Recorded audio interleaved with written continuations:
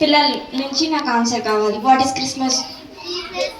Christmas is all about chocolates, biscuits and cakes కదా.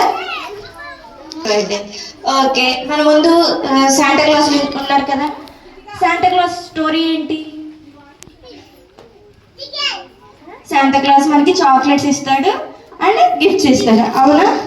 కానీ నిజమైన స్టోరీ ఏంటంటే, అసలు శాంటా క్లాస్ పేరు ఏంటంటే, అసలు ఆ పేరు ఎక్కడి నుంచి వచ్చిందంటే, సెయింట్ నికోలస్ అనే ఒక వ్యక్తి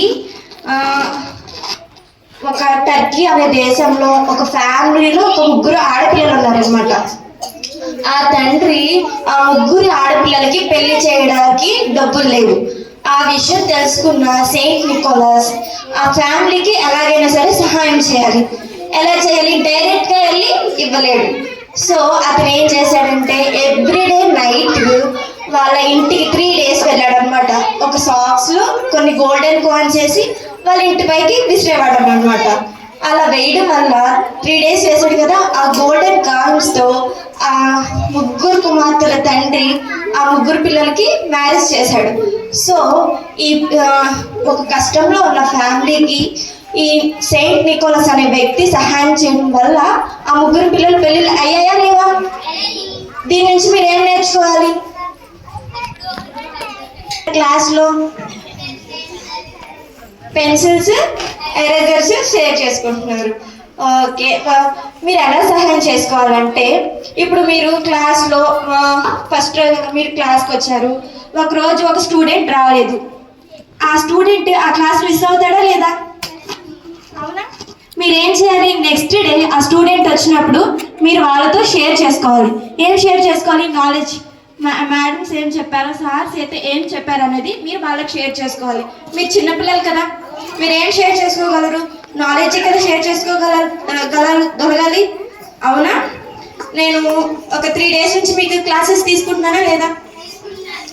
తీసుకుంటున్నప్పుడు 6th classలో ఒక బెంచ్లో 2 కూర్చోవాలి. కూర్చోడానికి కూడా ఇష్టపడట్లేదు. ఫ్రెండ్షిప్. ఒక జీసస్ ఏం చెప్తున్నారు? Love each other.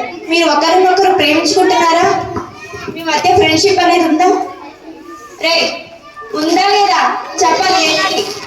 ఉందా? ఒకరినొకరు రెస్పెక్ట్ ఇచ్చుకోవాలి, ఒకరినొకరు ప్రేమించుకోవాలి ఇన్ ద సెన్స్ అంటే అసహించుకోవడం అలాంటి పనులు చేయకూడదు. సరే, నువ్వు తక్కువ నేను ఎక్కువ అనేది చూడకూడదు. Everybody is equal to God, ఓకేనా? అండ్ ఇంకొకటి, ఎంతమంది ఇక్కడ మీ పేరెంట్స్ని లవ్ చేస్తున్నారు?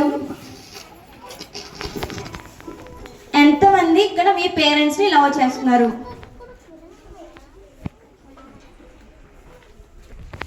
మీ పేరెంట్స్ మిమ్మల్ని కష్టపడి స్కూల్కి పంపిస్తున్నారా లేదా?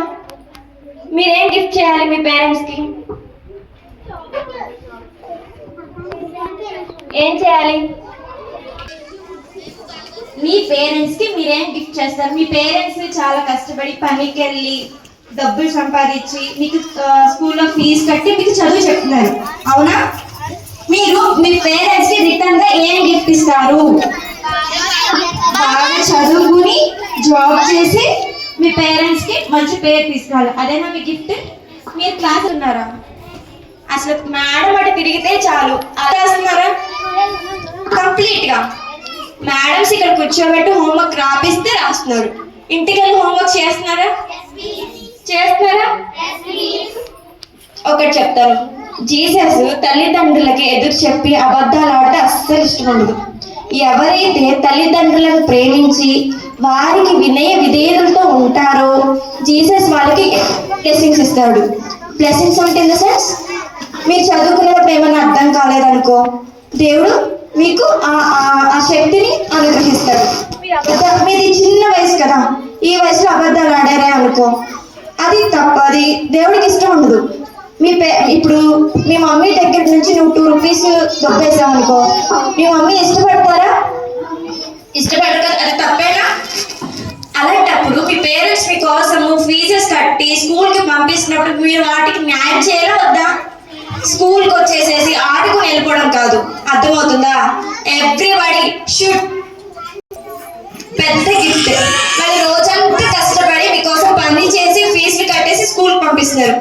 మీరు మీ పేరెంట్స్ మీటింగ్ అప్పుడు మీ పేరెంట్స్ వచ్చి ఇక్కడ కూర్చున్నప్పుడు మీ అబ్బాయి చదవట్లేదు అని మీ పేరెంట్స్ చెప్తే మీ పేరెంట్స్ బాధపడతారా బాధపడతారా? బాధపడకుండా ఉండాలంటే మీరు ఏం చేయాలి? నాకు వెనక నుంచి ఆన్సర్స్ రావట్లేదు. ఏం చేయాలి? బాగా చదవాలి. మీ parents next time parents meeting వచ్చినప్పుడు సార్ చెప్పకముందే మా అబ్బాయి బాగా చదువుతున్నాడు సార్ అని చెప్పాలి. సరేనా? మీ స్కూల్ యాన్యువల్ డే అప్పుడు ఎవరైతే బాగా చదువుతారో వాళ్ళకి నేను గిఫ్ట్స్ ఇస్తాను. Okay, thank you. And once again happy Christmas and merry Christmas.